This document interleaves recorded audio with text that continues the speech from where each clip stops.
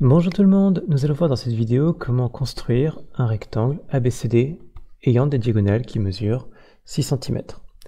L'astuce pour aller très vite, c'est d'utiliser un cercle fixant le centre et le rayon. Sachant que le rayon va constituer la moitié de notre diagonale, on va mettre juste 3 cm. Et voilà, une fois qu'on en est là, on va placer quelques points sur le cercle, 2 précisément, et nous allons tracer les droites, passant par ces points et par le centre du cercle. Sans aucune perpendiculaire, évidemment. On vérifie que nos points sont bien accrochés. Voilà, il n'y a pas de souci là-dessus. Et on peut déjà tracer le polygone. On va passer par le point B, par le point C, et par les intersections des droites constituées avec le cercle. Alors là, tout de suite, je vois que j'ai mal fait mon point D. Donc je vais recommencer. On voit que c'est mal fait parce que le point D était en bleu et non pas en noir. Donc je recommence, point B, point C, point D que je fais correctement, et point E. Voilà, petite vérification. C'est en place, il n'y a pas de souci. On va même se payer le luxe de montrer que c'est un rectangle en affichant les angles droits, qui restent bien à 90 degrés. Voilà, la figure est terminée. Maintenant, il s'agit de l'améliorer un petit peu, changer tous les styles, faire un peu de ménage. Alors, je vais vous montrer un truc très utile.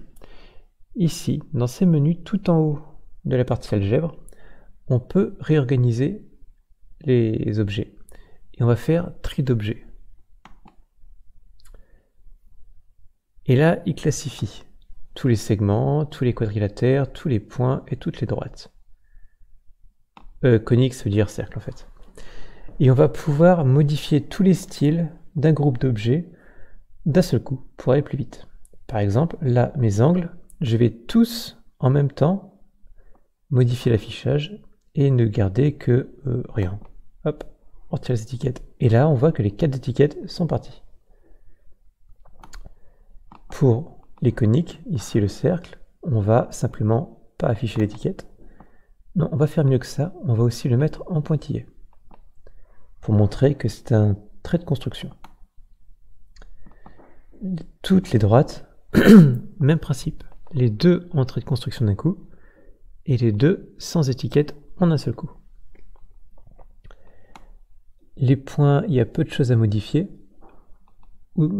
à part le fait évidemment que le style n'est pas bon.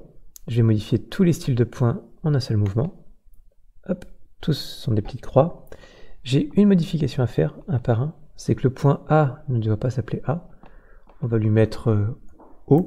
Attention, c'est pas 0, hein, c'est O. Et le point E, par contre, lui, devrait s'appeler A.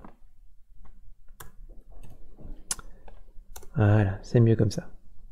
Ah, j'ai raté mon coup. J'ai un A1 ici. Qu'est-ce que j'ai fichu? J'ai pas appuyé sur Entrée. Voilà, c'est mieux comme ça. Qu'est-ce qu'on va encore modifier? Les segments.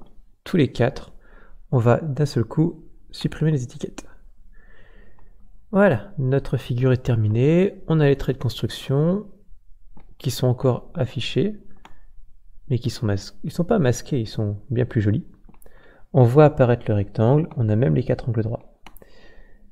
C'est bon, j'ai fini mon travail, je n'ai plus qu'à l'enregistrer.